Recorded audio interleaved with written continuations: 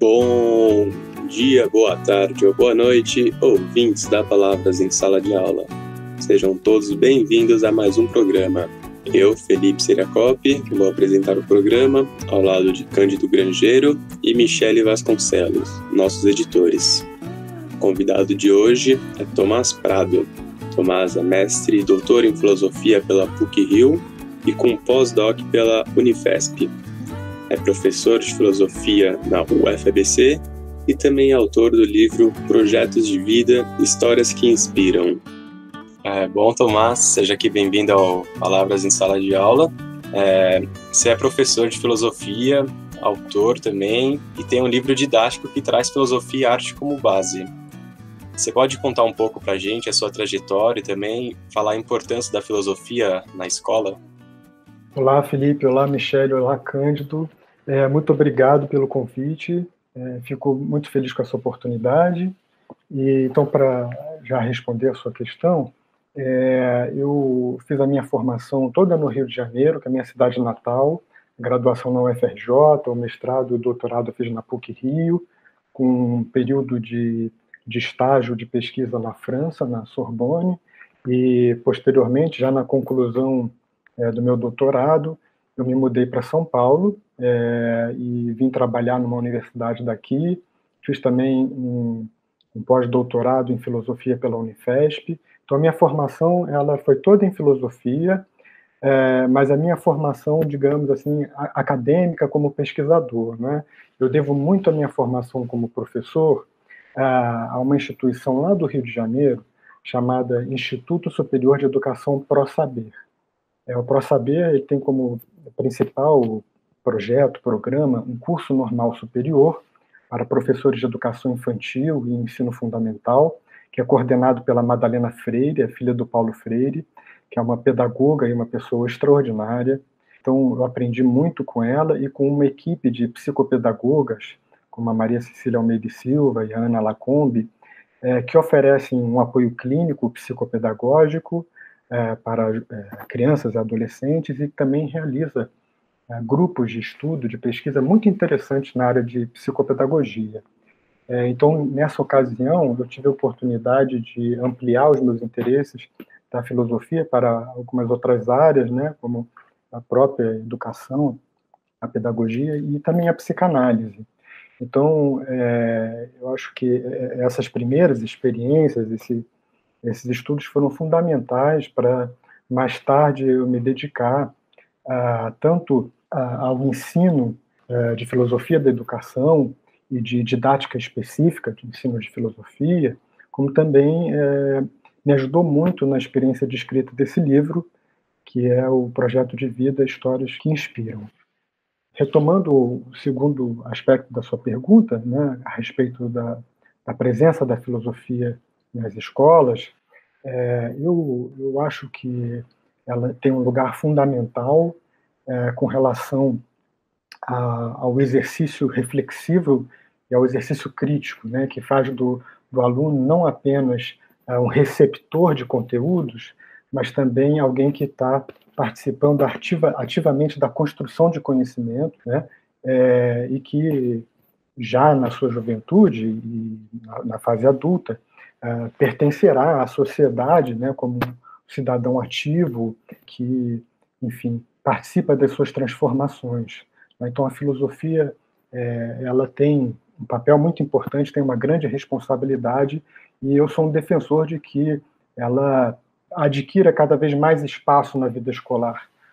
Nós sabemos que, recentemente, ela deixou de ter uma obrigatoriedade na grade disciplinar, mas isso não significa que ela tenha desaparecido, que ela tenha perdido importância, não é?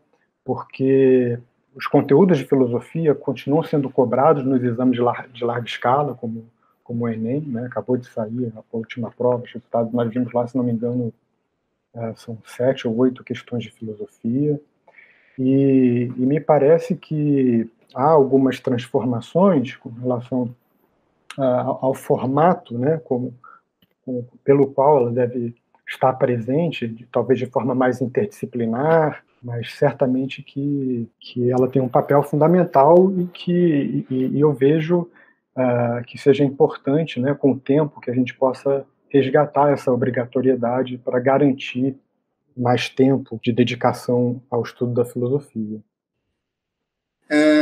A BNCC e a reforma do ensino médio, o novo ensino médio, ela organiza todos os conteúdos por área do conhecimento, né? Então, isso vai colocar a necessidade de um diálogo muito intenso, né? E de pensar em conjunto os conteúdos que vão ser dados. Eu tenho a minha formação inicial é história, né? E eu fico muito me perguntando como é que vai ocorrer esse diálogo dentro das escolas, né? Como que você vê essa participação da filosofia, esse diálogo da filosofia com as demais áreas curriculares, ou as disciplinas de ciências humanas? Eu acho que as duas abordagens elas são fundamentais. É importante que haja um aprofundamento no conjunto de conceitos, de questões, de preocupações que são próprias da história da filosofia e dos assuntos, né, como epistemologia, metafísica, ética, estética, que são, digamos assim, que formam o escopo dos interesses propriamente, especificamente filosóficos. E isso é importante para a formação dos estudantes, que eles tenham acesso a esses conteúdos. No entanto, a filosofia, pensada de maneira mais abrangente, ela tem muito a trocar com as outras áreas, e, inclusive, esse livro, do Projeto de Vida, ele foi construído não pensando nos assuntos específicos da filosofia, mas nesse exercício de diálogo com outras áreas, né, como especificamente a literatura, as artes, mas também no pano de fundo a sociologia, a história, a psicologia. E isso porque a filosofia é um investimento no sujeito, no ser humano. Ela é um exercício voltado à formação humanista, né? Então, ela tem muito a trocar com as outras áreas, como a história, a geografia, no sentido de que os conceitos, eles sempre surgem, ou as definições, enfim, elas surgem sempre contextualizadas em determinadas trocas sociais, econômicas, ou determinados desafios que aparecem numa determinada época. Então, sempre é possível ampliar esse leque de questões em outras direções. E como isso pode ser feito? Bom, isso pode ser feito de diversas maneiras. Eu acho que a própria BNCC, ela propõe isso na organização por áreas, há determinadas competências gerais e os componentes das áreas devem convergir para o desenvolvimento dessas competências gerais, cada um à sua maneira. Nós sabemos que há, além do trabalho do Projeto de Vida, há uma série de outros livros didáticos que também estão sendo produzidos de maneira transdisciplinar, interdisciplinar, enfim, convergindo, né, colocando em diálogo, como, por exemplo, um livro sobre ciências humanas e sociais aplicadas em diálogo com a matemática, né? E por que isso? Porque há uma preocupação muito grande com a formação integral do estudante. E essa formação integral, ela exige que os saberes não sejam apenas compartimentados, né? Então, ter uma formação integral exige a capacidade de transitar entre as diversas perspectivas sobre a realidade, né?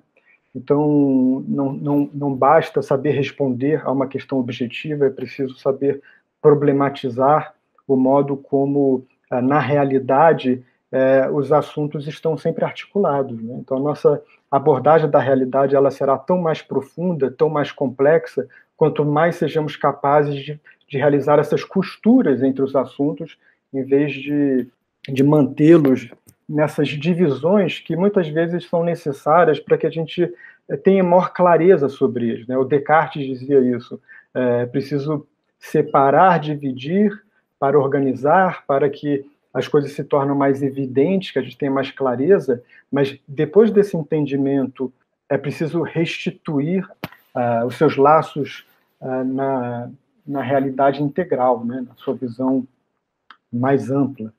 E eu acho que é isso uma das principais novidades que surgiu com a BNCC, uma das grandes preocupações que a gente identifica na atualidade. Posso te fazer uma pergunta? Você me permite fazer uma pergunta de historiador, né? Você sabe que para a gente, aqui na história, o tempo é uma questão crucial, né? E muitas vezes, nas minhas aproximações com o ensino de filosofia, né, me parece, né, que as noções de tempo elas se afastam um pouquinho dessa importância da história, né? Quer dizer, os pensamentos de cada filósofo, etc., ele acaba ganhando uma amplitude maior, né? Eu estou errado ou estou correto? É uma pergunta muito interessante, porque converge com pesquisas que eu desenvolvi no meu doutorado e que culminaram na escrita da minha tese e que depois eu publiquei, né, se tornou meu livro chamado Foucault e a Linguagem do Espaço, publicado pelas editoras Perspectivas e PUC-Rio. Então, é um assunto que me interessa bastante. A gente sabe que até o século XIX, né, uma preocupação que surge na filosofia ali no século XVIII, com Kant, e que se desenvolve até o século XIX, como aproximar a história da física. De que maneira a física pode servir como modelo para tornar os estudos da história estudos científicos. E isso passa por uma compreensão da passagem do tempo como uma cadeia causal, como se um acontecimento necessariamente levasse a outro, o que gera uma ideia de determinismo na história, como se a história tivesse um telos, né, uma finalidade. Então, isso inspira uma série de esperanças, de expectativas positivas com relação ao progresso, né? Então, ainda identificamos muitos problemas na sociedade, mas lá na frente resolveremos esses problemas. E, no entanto, os eventos traumáticos do século XX geraram uma crise imensa nessas expectativas, né? De progresso, de determinismo, de causalidade e, inclusive, da possibilidade, uma crise na expectativa de que as ciências humanas possam se espelhar nas ciências da natureza. Então, há uma série de outros modelos que vão surgir a partir dessa crise, como, por exemplo, o estruturalismo, né?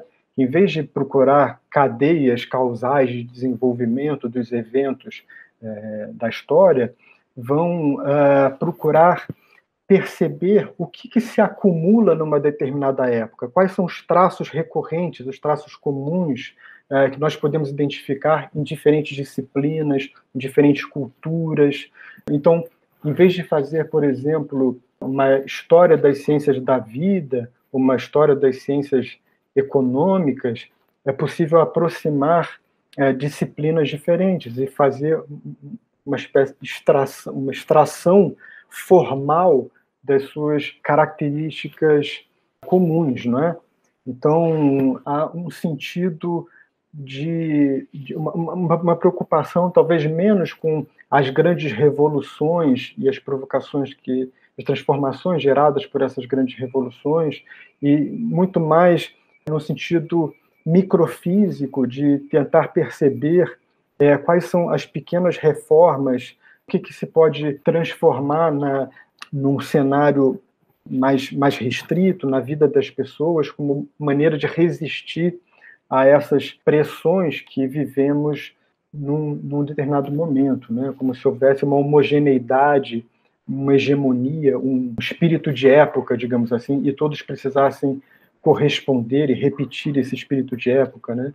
Então, há uma abertura, por exemplo, na filosofia de Foucault, né, muito grande a essas formas de resistência que significam construções de outras subjetividades, né? As pessoas não precisam se identificar com um determinado gênero normativo, enfim, e por aí vai, né? Eu acho que há uma aproximação muito interessante da filosofia com a história nesse sentido, né, de que a filosofia ela precisa se nutrir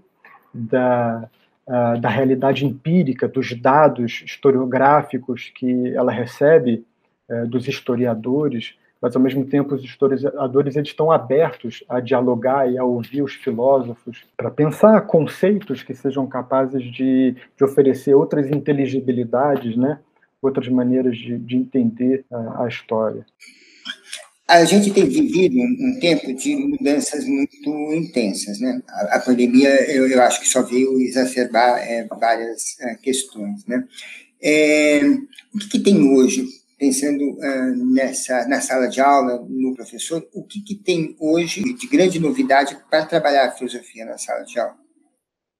Eu acho que uma maneira da filosofia se afinar bem com as expectativas educacionais que nós estamos vivenciando é ela entender que, mais do que detentora de um determinado saber para ser transmitido e, enfim, aplicado, né, distribuído, o que mais interessa à sociedade, aos alunos, na verdade, o exercício filosófico, a ampliação de espaços de reflexão, de crítica, enfim, para os jovens poderem se antenar justamente com essas transformações do seu tempo, né? Então, a filosofia seria um campo de articulação para que esses saberes, essas questões, esses desafios, formem uma espécie de rede, que eles possam olhar para isso e lidar com isso como questões que interessam a eles, né? Então, eu acho que é claro que eles saberão enfrentar esses desafios melhor conforme eles se apropriem do repertório que a história da filosofia tem para oferecer. Então, não significa abrir mão dessa bagagem, né? O que eu quero dizer é que apenas essa bagagem ela não é suficiente e que ela tem que atender às demandas da vida de cada estudante, de cada comunidade e também às grandes demandas da época que a gente vive. Então, fundamentalmente um espaço de diálogo, né?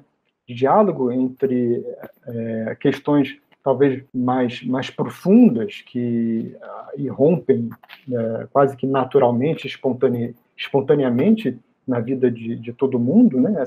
Essas angústias com relação a quem eu vou ser, qual é o meu lugar no mundo, o que fazer com o tempo que eu tenho na minha vida, né? Então, questões existenciais, questões que podem ser muito angustiantes, enfrentamento da morte, a minha própria morte, a morte dos outros, e que a escola deve servir como um espaço de enfrentamento dessas questões, a meu ver, né? E a filosofia seria um momento especialmente propício para isso, mas questões que são de natureza menos universal e mais contingente, mais históricas, né, que tem respeito.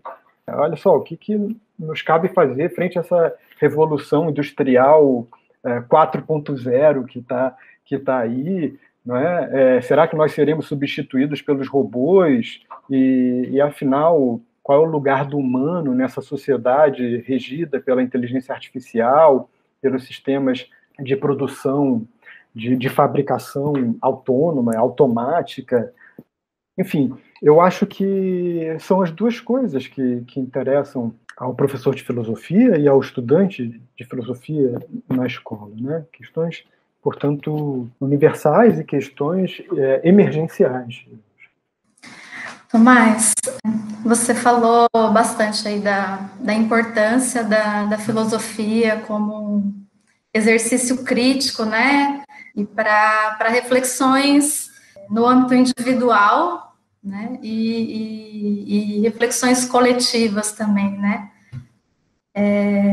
Eu acho que um dos grandes desafios para o jovem, né, em especial, é perceber a aplicação do que é ensinado na escola na vida prática, né?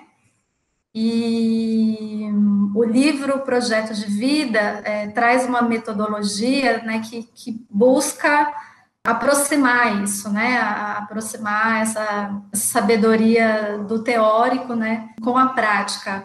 E aí, queria que você contasse um pouquinho mais para a gente, né, o que é, afinal, o que é o projeto de vida e como que ele contribui para diminuir essa distância dos conteúdos escolares para a realidade dos estudantes. Uma das coisas que mais me chama a atenção na proposta da BNCC é a colocação do estudante no centro do processo de ensino-aprendizagem, né? E o modo como isso significa não tratá-lo como um receptor para simplesmente receber um determinado currículo, né, algum saber que deve ser utilitário, que deve ter uma aplicação imediata para passar de ano no vestibular ou para conseguir alguma vaga profissional no mercado de trabalho, mas é essa ideia de formação integral. Eu acho que é a formação integral o melhor elemento da BNCC que protege a BNCC de uma leitura instrumental ou utilitarista, né? Aquela percepção de que quando se fala em competências e habilidades, na verdade se está falando competências e habilidades instrumentais voltadas para uma concepção técnica de educação. E eu acho que o projeto de vida ele é algo prático, concreto, que responde a essas dúvidas ou a essas angústias. Então, de fato, o estudante ele passa a ser mais protagonista da sua formação, tanto no aspecto da autonomia, quanto no aspecto da sua responsabilidade, uma expectativa sobre ele de que ele adquira mais poder, que ele se empodere, né, como tanto se tem falado hoje em dia. O que eu acho é que o projeto de vida ele é a principal oportunidade de se desenvolver efetivamente essa expectativa, esse ideal sobre o qual eu acabei de falar, né, o ideal do protagonismo e o ideal da formação integral. Porque esse trabalho ele é um momento que o estudante vai ter para prestar atenção nos seus interesses, para cuidar de si mesmo, para se autoconhecer, né? E para desenvolver as competências e as habilidades que têm uma afinidade, que tiverem uma afinidade maior com suas inclinações pessoais, com as suas vocações, né? Com determinados interesses que já estão ali esboçados. Então, é o momento de cultivar e desenvolver o que, de alguma maneira, já se insinua nele e que ele precisa prestar atenção. Ele precisa se dedicar a isso, para que isso possa crescer, né? Então, é um espaço de crescimento o trabalho com o projeto de vida.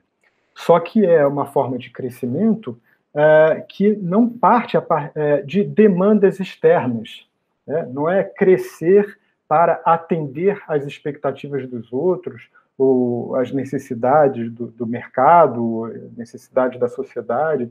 É uma possibilidade de crescer conforme as suas próprias inclinações, os seus interesses, os seus desejos, né? Então, eu acho que precisa ser um trabalho em que haja muita sensibilidade, tanto da parte, na verdade, toda a comunidade escolar, né, dos professores, dos colegas, enfim, é importante que haja um ambiente realmente propício a essas trocas pessoais, essas trocas humanas, né? Então, se a escola pode ter uma carga de antecipação da vida profissional muito forte, é como se, pelo menos nesse momento, não se trata tanto de ensaiar a futura vida profissional, mas de se conhecer, né? E de experimentar, enfim, quais caminhos ele se quer seguir e quais lugares se quer ocupar na relação com os outros. Eu estou falando de questões afetivas, eu estou falando de questões emocionais, estou falando de questões sociais que dizem respeito à solidariedade, à empatia, e que vão combinar no exercício da cidadania de uma forma mais saudável, a preocupação com a sustentabilidade, a preocupação com o meio ambiente. Então, são coisas fundamentais para a vida social e que dizem respeito a muito mais do que apenas a preocupação profissional, né? Então, por isso que essa atenção ao projeto de vida é tão importante, porque a formação técnica, a formação profissional, tudo isso é essencial, mas isso não basta, não se trata apenas disso, né? Me conta uma coisa, eu posso estar equivocado, né? Mas a sua experiência no ProSaber, você traz alguma coisa, algumas experiências para o projeto de vida? Sim. Agradeço pela pergunta, porque me dá muito prazer poder falar mais dessa memória tão feliz lá no ProSaber. Eu fui professor desse curso normal superior, mas também coordenei um projeto chamado Projeto Novos Horizontes, que era um curso pós-aula para estudantes de escolas públicas. Então, nós selecionamos excelentes professores de algumas das melhores escolas particulares do Rio e oferecíamos para eles conteúdos complementares, uma formação complementar, que muitas vezes a classe média alta conseguem oferecer para os jovens, né? Mas os estudantes de escola pública não têm acesso. Por exemplo, aula de música, aula de teatro, aula de inglês, aula de informática, mesmo aula de filosofia, e isso era feito de uma forma muito integrada entre os professores, né? Foi um momento realmente de muita troca, de muito aprendizado, não só para os estudantes, mas também para os professores, né?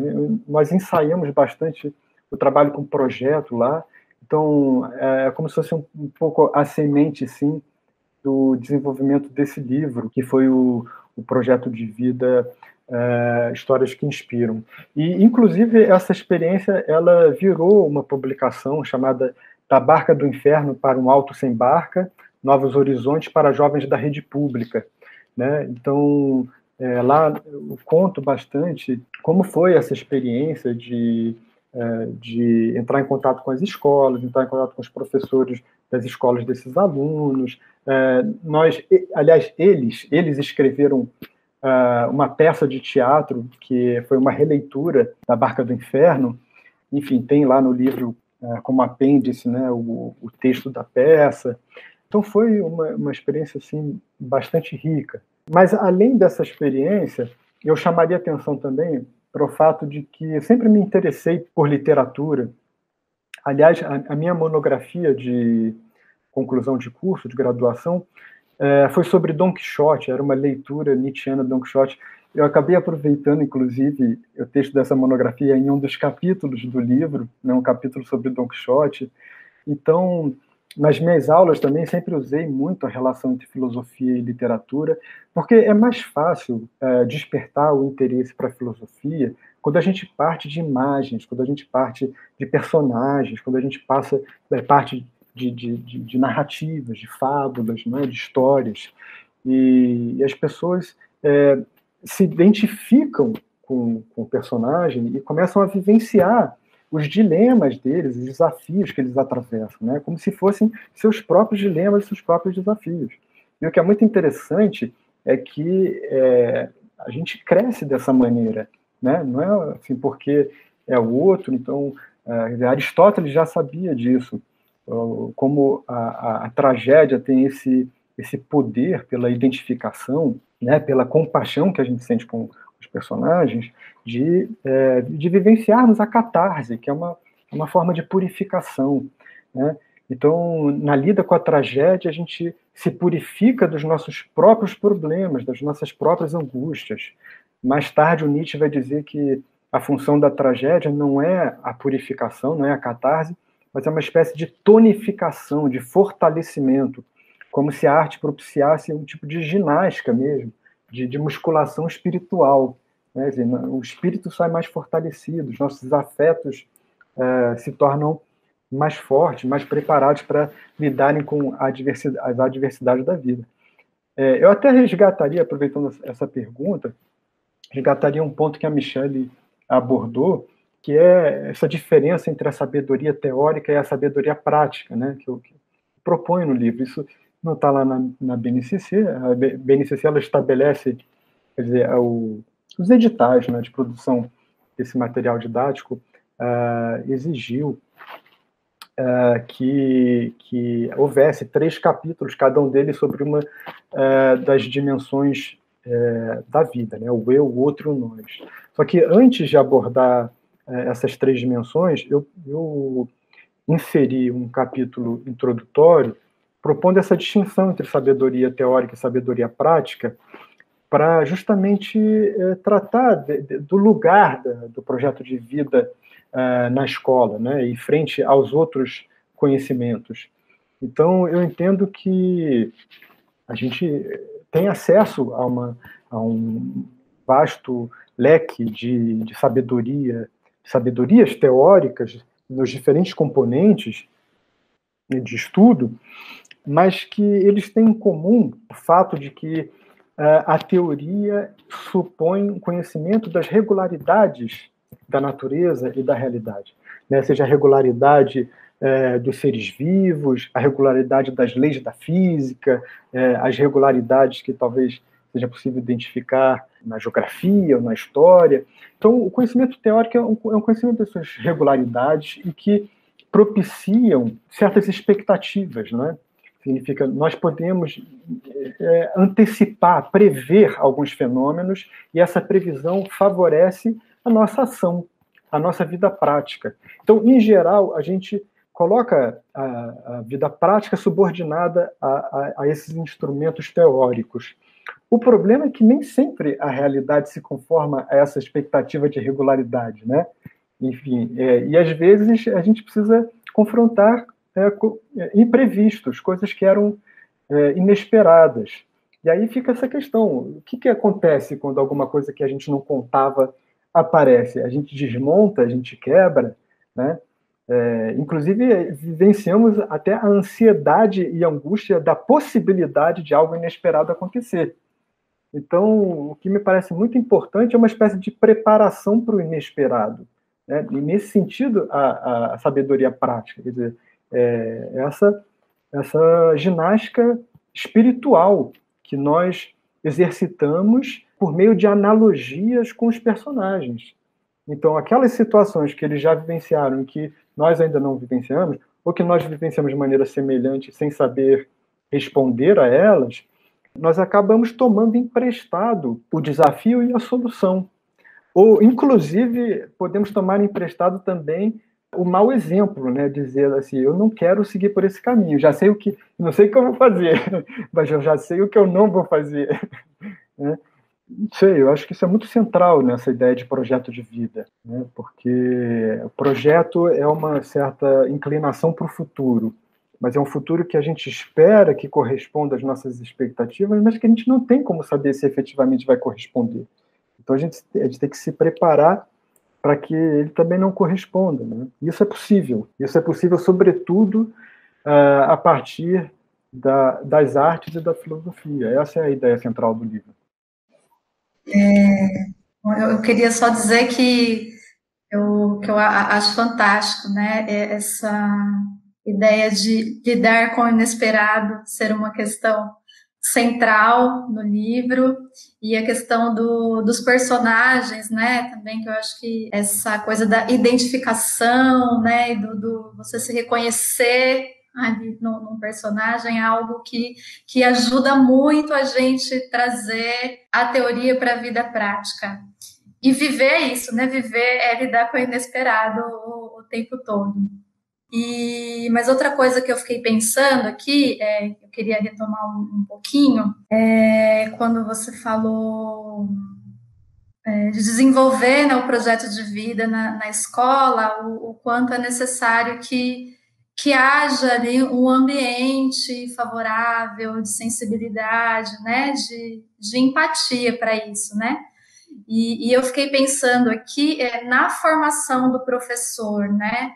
E a gente está pensando aqui nos estudantes, né, de oferecer esse espaço mesmo para o cuidado de si, né, para o pensar em si, de olhar para os anseios pessoais. E eu fiquei pensando aqui nos professores, né, que apoio que eles têm para desenvolver também as suas competências socioemocionais para oferecer esse ambiente né, que seja favorável ao desenvolvimento do projeto de vida.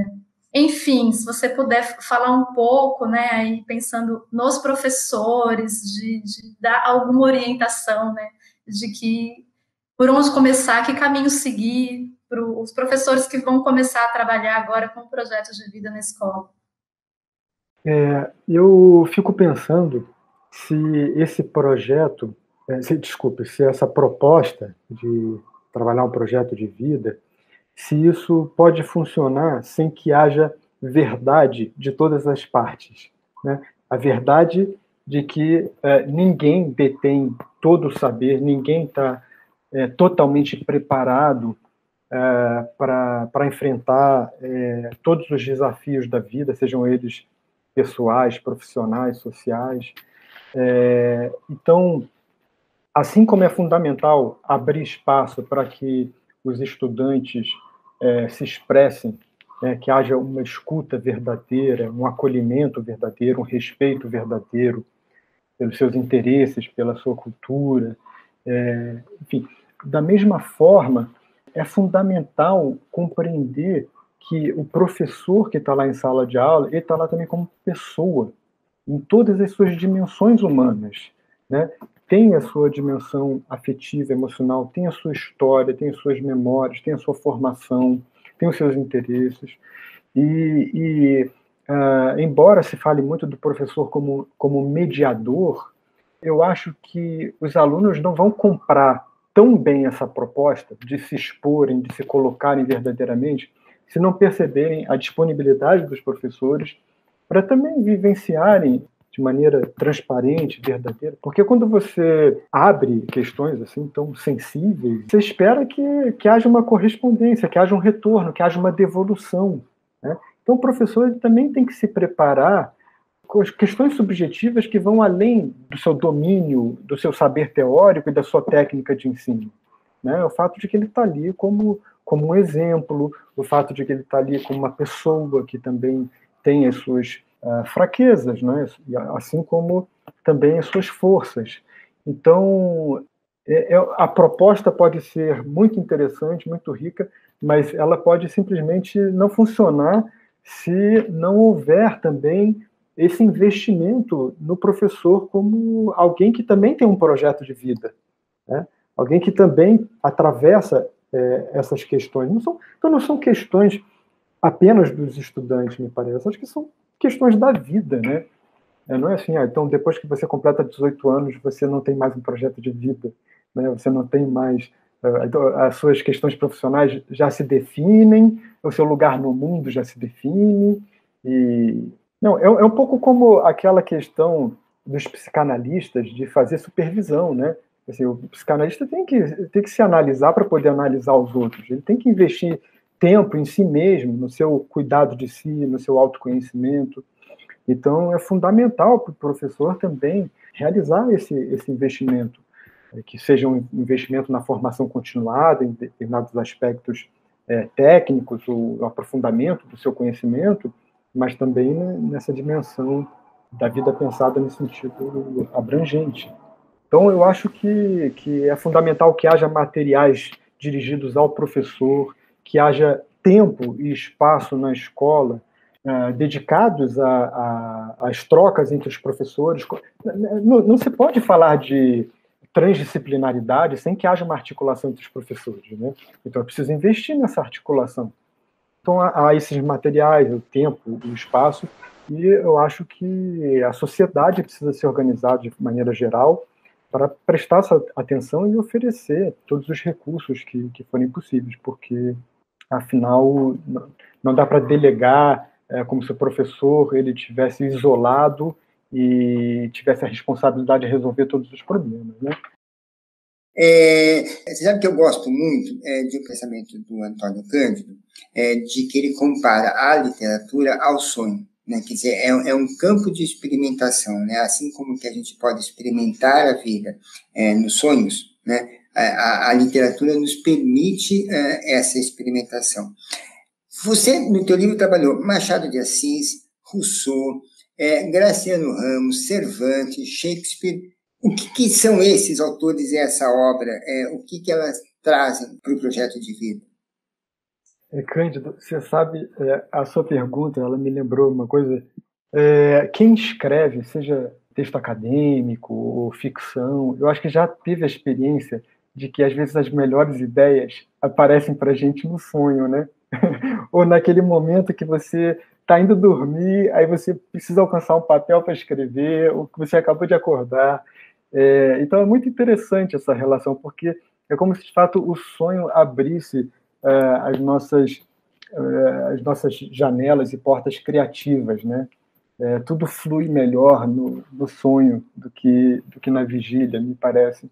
Então, eu vejo com bons olhos essa relação que você trouxe. Agora, esses autores, eu acho que eles têm uma correspondência interessante com as dimensões da vida que são propostas para trabalhar esse componente, né, do projeto de vida. Porque trata-se de um certo mergulho em si, que é essa dimensão do eu, uma relação com o outro, que pode ser muitas vezes uma relação de conflito, nem sempre um conflito declarado, mas pelo fato de que o outro pode exercer sobre nós algum tipo de tutela, né? Então, o outro pode ser o pai, né, que com as melhores das intenções acaba dirigindo as nossas vidas, nem sempre na direção que é melhor para a gente, né? Por mais que faça isso com amor, com carinho, mas no sentido de que, como diz o Freud, né, é chegada a hora em que todo homem precisa matar o pai, né? Quer dizer, essa ideia de assumir o seu lugar na sociedade, não viver sobre a sombra de um outro, né? Não fazer o que o outro quer que faça, mas de abraçar a sua liberdade, abraçar com responsabilidade, né? Ou seja, arcando pelas consequências das coisas que faz, mas tornando-se homem, não sendo mais apenas uma criança. Então, são questões que me parecem, de certa maneira, universais, mas também questões que são muito pessoais, que cada um vai atravessar de uma forma, não podem ser impostas sobre as outras pessoas, né, na medida em que são questões assim, tão pessoais, e por isso a importância da literatura. Bom, Machado de Assis é um autor absolutamente central para a literatura nacional. Me parece que ele, em diversos textos, como nesses textos que eu selecionei, poderiam ter sido muitos outros, mas que ele trata bastante desse tema existencial da autenticidade, né? Um dos textos que eu selecionei é O Homem Célebre.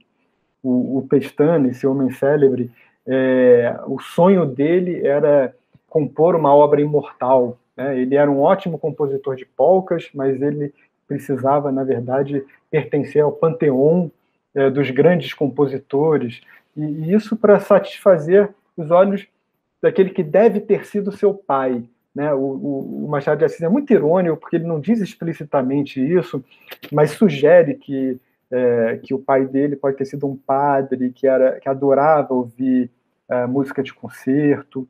Enfim, o que a gente faz pelos outros, o que a gente faz por um interesse profundo, intrínseco, né, por uma espécie de vocação, um chamado em que nós nos sentimos efetivamente realizados. Rousseau é um autor que trata tanto desse mergulho em si, dessa preservação de um eu natural, né, quanto também da ideia de que a sociedade nos corrompe. Então, às vezes, esse outro não é alguém que nós possamos identificar, mas é a sociedade como um todo. Ao mesmo tempo, não podemos abordar a sociedade apenas dessa maneira maléfica, né? Porque a construção de um bem comum, ter um projeto coletivo, também é alguma coisa que nos preenche existencialmente, né? Nós queremos, sim, deixar alguma coisa, mesmo que não seja no sentido narcisista, da celebridade, da glória, mas que seja deixar algo, contribuir, construir um mundo melhor, né? Então, eu acho que isso não sei se em algum momento eu falei de um aspecto espiritual dessa ideia de projeto de vida, né? Mas é espiritual não no sentido religioso, mas é espiritual nesse sentido de que no sentido de um sentimento de pertencimento a uma totalidade, a uma coletividade, a um mundo, né? Isso é espiritual, porque são laços que a realidade da matéria não poderia explicar, porque a matéria, ela sempre divide, e, enfim, ela é segmentada. Temos um corpo material que é de cada um, mas espiritualmente é que nós nos ligamos à humanidade, né, ao futuro, às próximas gerações. Então, é nesse sentido que eu acho que o mundo aparece como uma dessas dimensões da vida, né, de uma vida espiritual, porque é só dessa maneira que a gente se conecta com o mundo e entende a necessidade de cuidar não apenas de si e do outro, né, que é o meu amigo, que é a minha família, mas que é um cuidado com o mundo. Você sabe que eu sou... bom, primeiro, antes de tudo, assim, tem uma dimensão do seu livro que eu gosto muito, né? Que é essa dimensão de pensar o projeto de vida, e eu acho que o projeto de vida é uma das grandes novidades do novo ensino médio e da BNCC, mas pensar esse projeto de vida a partir de uma herança, ou de toda a herança cultural que a gente tem, né? Quer dizer, que buscar nesses autores, que eu acho que são, enfim, tem uma vasta obra aí, quer dizer, é justamente pegar, beber nessa herança cultural que a gente tem e pensar a partir dela o projeto de vida. Queria muito te parabenizar pelo teu livro, ele é super bonito e instigante. Queria agradecer muito por você estar aqui com a gente no Palavras em Sala de Aula e te desejar uma super sorte com esse livro e tenho certeza que na mão dos estudantes eles vão ser sorte deles. Muito obrigado, Cândido. Muito obrigado, Michel. Muito obrigado, Felipe, pela oportunidade, pelas palavras. Foi um grande prazer participar. Muito obrigado. Bem, é isso. Então, aqui chegamos ao final de mais um programa. Espero que vocês tenham gostado da nossa conversa com o nosso convidado. E não se esqueçam de seguir a Palavra nas redes sociais, Facebook, Instagram, Twitter e LinkedIn. E nos vemos em breve. Até mais.